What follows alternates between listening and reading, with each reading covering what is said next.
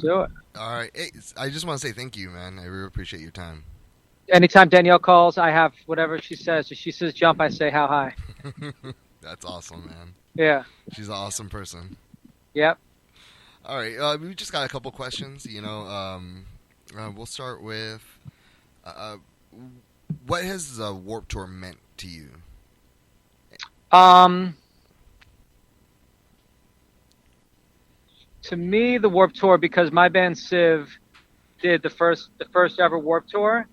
To me, it was the first of its kind, where um, you had all these bands that ultimately were tied to punk, and you had skaters, skateboarders, and even like roller bladers and BMXers, um, all coming together for like this one festival. Really, it was the first of its kind that I know of, and the fact that it all kind of was tied to punk just sort of showed how much punk has sort of grown, and how when it's organized by someone like Kevin, and you get all these people like with good just good intentions. They want it to work, and everyone puts their sort of effort, and everyone makes like they bend and they take little concessions. And it might, that first one was kind of rough. It wasn't as comfortable, or this or that, or the food wasn't great, or whatever it may be. But you did it because you were trying to come together and make something special happen. So that's kind of what I liked about Warped Tour from my memory.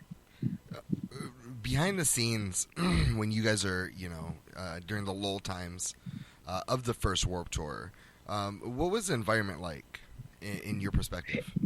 It was pretty cool. I mean, one of the interesting things is that we were always like in the middle of nowhere. So, if the Chicago Warped Tour was really like an hour and a half outside of Chicago, or like the, New York Warped Tour was like in a parking lot somewhere far away. So like you were kind of stuck in a way for the most part. And so you would have to kind of come together. And I remember, like at night we would all have like these jam sessions, and we'd play like the guys from Ozo Motley, and there would be like CeeLo games going on with the guys from NoFX and us and Sick of It All, and a bunch of different bands.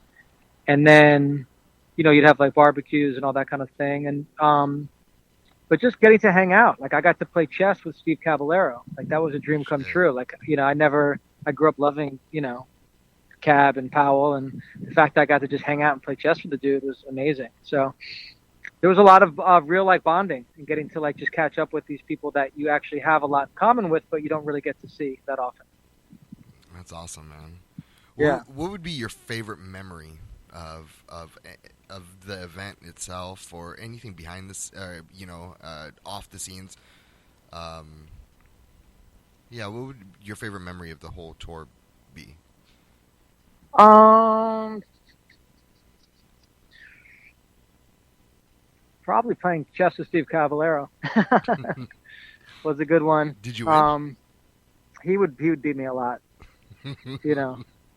Um, I think touring with Fishbone was really special. I mean, I grew up loving Fishbone, and just like Angelo would come on our bus, and getting to see Fish play drums. I'm a drummer, and so getting to see him play drums every night was pretty spectacular.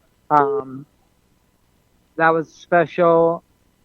I liked seeing these bands that were kind of like not that popular, then totally explode. Like seeing No Doubt play early on, and I remember hearing "I'm Just a Girl" and being like, "This is a weird song. It sounds like a circus song." And then next thing you know, you blink and they're fucking massive. Or same thing for Sublime. Like, everyone on the West Coast really loves Sublime. I didn't know much about them, and I didn't really get it. And they were playing a lot of cover songs and stuff, and I was like, "Who is this band?" And then next thing you know, they just go through the roof and blow up. So like, I like seeing that.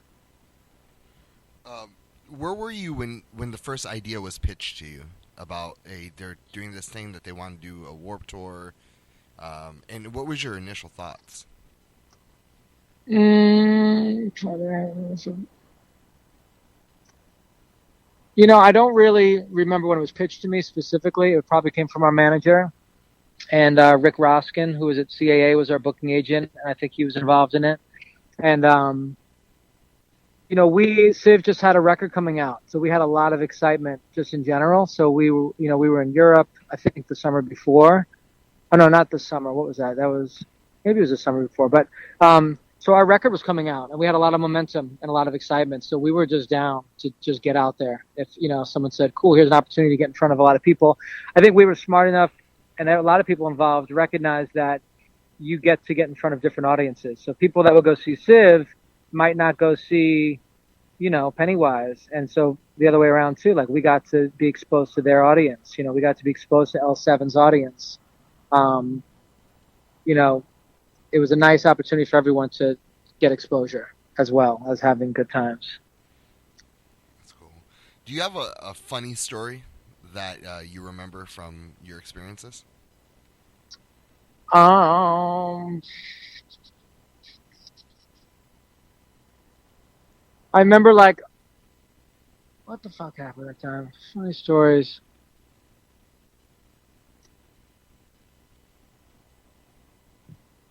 Well, no, that's not really related to Warped Tour actually. Sorry. I would just think. Fuck, I suck at these like on the spot memories.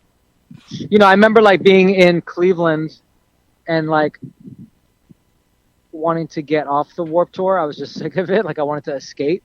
So I sort of knew this kid, not that well, and he brought me to. That's not a funny story, actually. That's a dumb story. Sorry, I suck. I don't know. Next question. I'm sorry.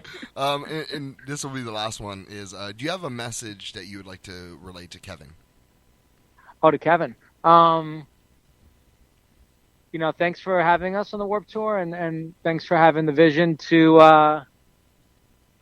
He probably lost some money and probably had to deal with a lot of bullshit. And I remember like people were getting arrested and there was all sorts of headaches. And just thanks for like having the stamina to kind of just keep persevering and going for it. And looking forward to seeing what he does next. Nice, man. Hey, I appreciate your time. And all right, I'm gonna think of that funny story, man. Hey, just call us or text us, man. We'll be here all night. All right, dude. Cool. Thank you. And yeah, thank you, Danielle. All right, here's Danielle. Hey. All right.